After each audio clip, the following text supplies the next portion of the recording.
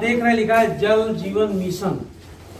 माने जल का हमारे जीवन में कितना महत्व है, यह काम मिशन के तौर पे किया जा रहा है। मिशन क्या होता है? जब हम किसी अभियान को इस रूप में चलाते हैं कि एक लक्ष्य होता है कि पानी जो है दूषित हो चुका है, तो हमको सभी लोगों को जगाना है ताकि वो प्रदूषित जल को ना पिए। यदि प्रदूषित जल शुद्ध हो सकता है तो उसका उपाय भी करें, और यदि उपाय करने में असफल हो जाते हैं तो सरकार जो योजनाएं चला रही है उसके प्रति वो जागरूक हो। उनके लिए सरकारी तौर पे आप देखते होंगे गांव में हैंडपंप लगा रहता है, सरकारी नल जिसको कहते हैं, उससे भी पानी लोग पीते हैं। लेकिन अब धीरे धीरे ये भी पता चल रहा है कि उस नल का भी पानी खराब हो रहा है। तो आप देखते होंगे जगह जगह पानी बिक रहा है। आपके विद्यालय में भी पानी वाला आता है ना, सब लोग बॉटल की पानी पी रहे हैं। तो बॉटल का पानी पीने का मतलब ये हुआ कि अब हमारा जल जो भूजल है, पानी कहाँ से आता है? नीचे से आता है। तो वह हमारा जल धीरे धीरे क्या हो गया है? खराब हो गया। तो खराब हो गया है तो हमारे सेहत पर असर डाल सकता है। जैसे आपको एक घातक चीज बता दूं, ये बहराइच तमाम ऐसी जगह हैं जहाँ पे ये माना गया कि भूजल में जो पृथ्वी का जल है उसमें आर्सेनिक की मात्रा अधिक हो गई है, और पीने के बाद लोगों को कैंसर हो रहा है। आज भी अगर सर्वे हो जाए हम लोग के आसपास तो कम से कम सैकड़ों की संख्या में कैंसर से पीड़ित मिलेंगे। तो उसमें पानी का भी रोल होता है। तो पानी की शुद्धता जरूरी है। अब पानी की शुद्धता को थोड़ा हम चरणों में बताएंगे कि क्या हो सकता है।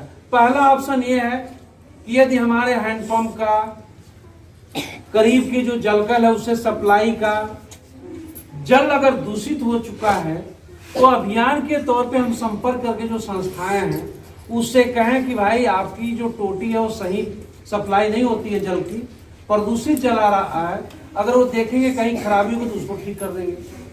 लेकिन यदि भूजल ही दूषित हो जाए, जो पानी नीचे से आ रहा है, तो उसके लिए तब सरकारी अभियान के तौर पे चलाना पड़ेगा जल को शुद्ध करने के लिए।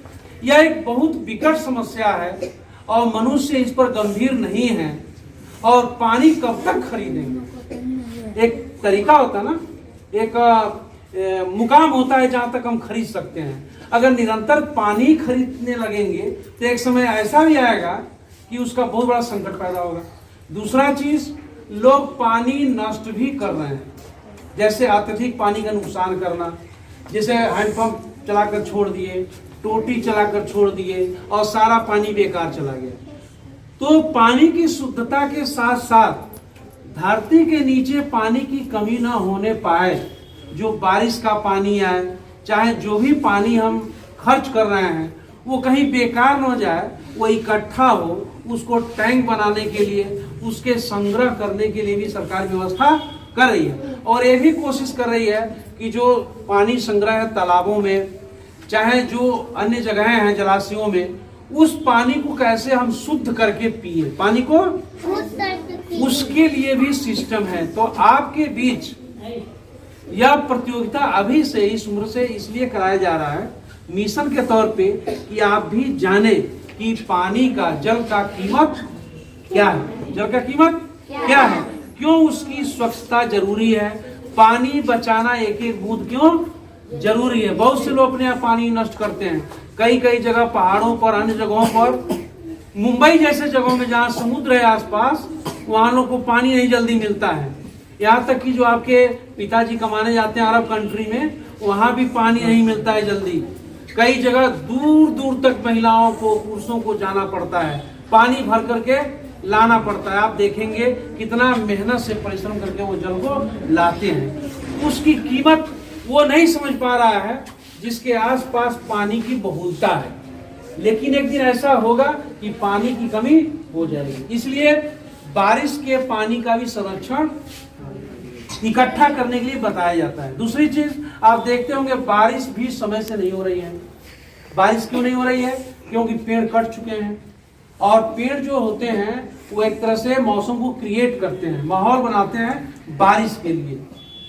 उस पर हवाओं पर निर्भर करता है, चेंज हो रहा है धीरे धीरे। आप देखते होंगे कि पहले हम लोग को याद है कि जब दीपावली आता था तो पानी क्या होता, अरे वो दीपावली के दिन ठंडी बहुत ज्यादा बढ़ जाती थी, लेकिन अब ठंडी अब तक नहीं लग रही है, मैंने उस तरह की ठंडी नहीं लग रही है। कभी कभी पता चल रहा है कि दिन भर में गर्मी हो जा रही है, कभी ठंडी लग रही है, पता चलेगा जनवरी आएगा तब ठंडी पड़ेगी, 1 महीने में खत्म हो गया।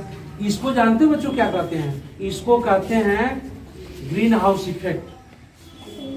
ग्रीन हाउस इफेक्ट क्या होता है, मैं आपको थोड़ा समझा दूं शॉर्ट में। ग्रीन हाउस इफेक्ट ये होता है कि जैसे गर्मी बढ़ जाए लेकिन गर्मी कम ना हो, बढ़ती चला जाए। होता उसमें ये है कि प्रदूषण की वजह से गैस की मात्रा, कार्बन डाइऑक्साइड की मात्रा बढ़ जाती है, और बढ़ने से जो सूरज की किरण नीचे आती है, गर्मी तो चली जाती है लेकिन गर्मी फिर वापस नहीं जाती, उसका रिफ्लेक्शन नहीं होता है और वायुमंडल गर्म हो जाता है, जिससे क्या होगा, इस गर्मी के बढ़ने से धीरे धीरे पहाड़ों के सारे बर्फ पिघल जाएंगे, और पिघल के क्या हो जाएंगे, पहाड़ भी खत्म हो जाएंगे, और धीरे धीरे पानी का स्रोत, नदियां भी सूख जाएंगी। इसलिए जल के प्रति जागरूक होना जरूरी है, उसको स्वच्छ बनाने के लिए, उसके संग्रह के लिए और उसके शुद्धता के लिए। धन्यवाद।